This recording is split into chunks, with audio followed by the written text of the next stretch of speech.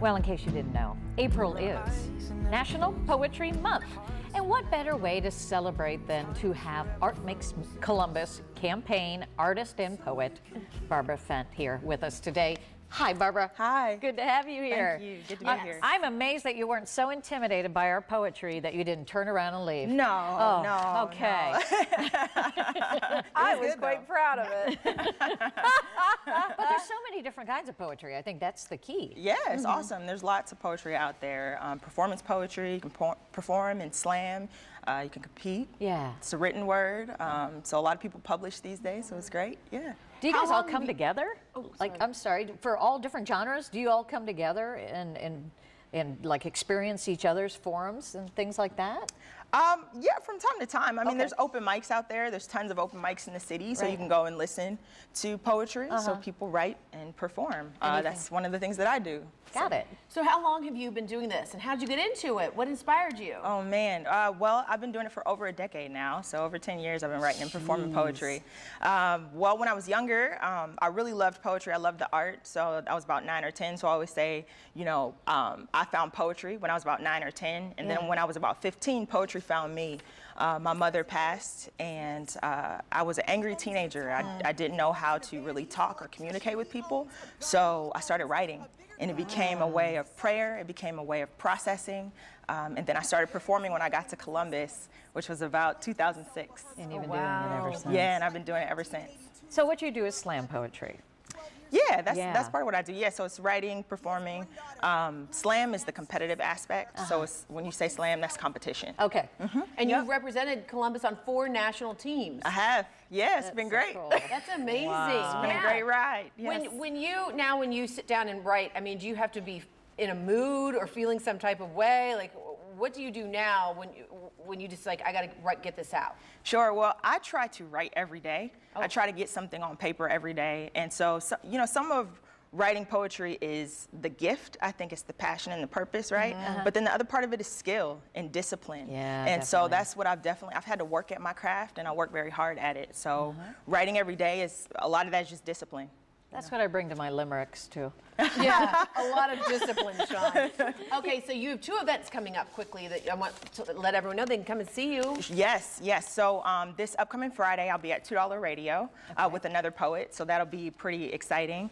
And then the following Thursday, I'll be at Gramercy Books, and so I'm hoping that people can come out and see that show. That'd be great. Experience it. And what we're going to experience is special. Right now, you're going to give us a little example of what you do. I am. All right, what's this called, Barbara? This piece is called Handfuls of Honey. Ooh, love it. Handfuls of honey. Barbara Fent.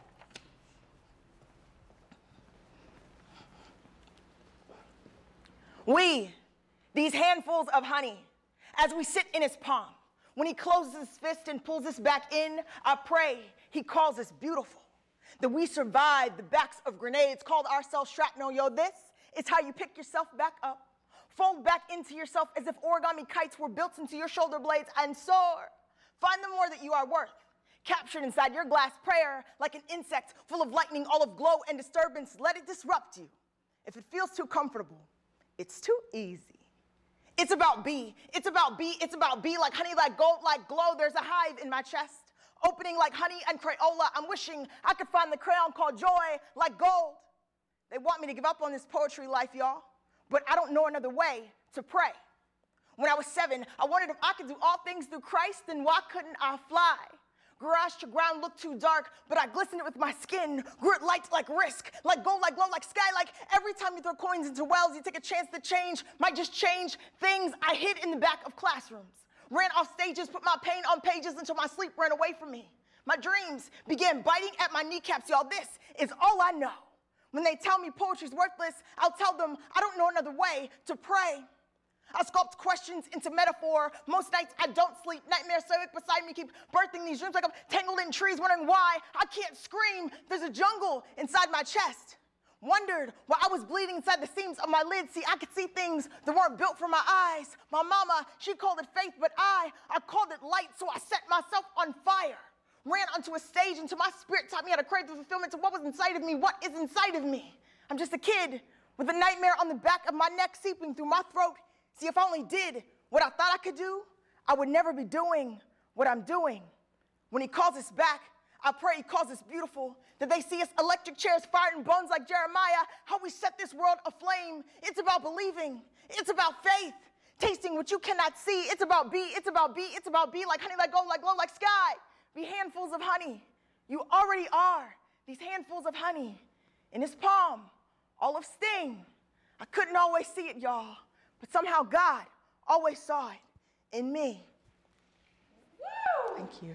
Barbara, thank you so Amazing. much.